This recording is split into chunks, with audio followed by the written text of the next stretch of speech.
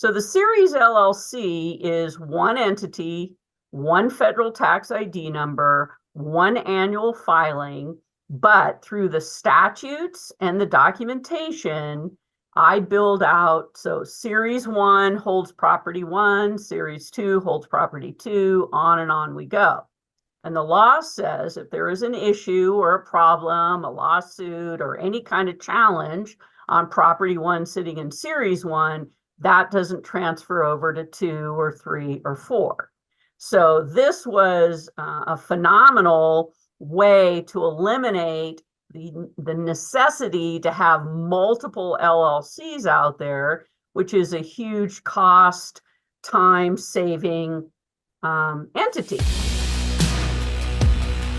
The Series LLC. So old way of asset protection was that, if I'm a real estate investor and I have more than 2 or 3 properties, once I start to move into property 4 or 5, then, typically I have to form a second LLC, right? Old way was, especially in states where equity is high, values are high, we're putting one property under one LLC.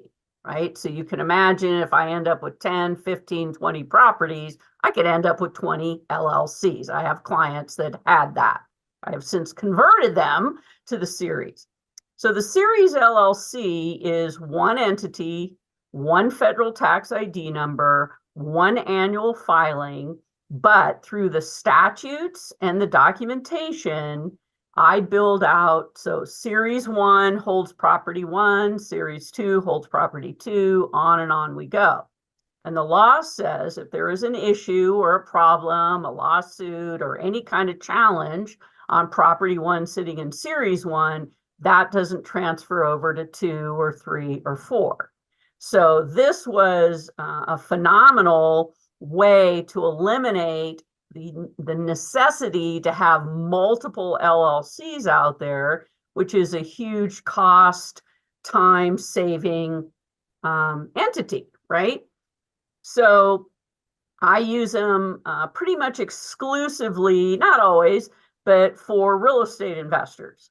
So if I'm a real estate investor and I'm investing in Missouri or Nevada, or any state, I can form the Series, and then the way that I build out the documents and title the real estate under that Series, now it's locked in, right? And so I'm starting to build that solid asset protection without needing multiple entities. So who does this not work for? Like, if you're one of the tough tax states like a California or New York or the places that don't recognize this, let's start there. Like, wow, it sounds amazing. I want to jump and do that. But you're like, hold on, where do you live and where do you own the asset, right? Is the most important 2 questions.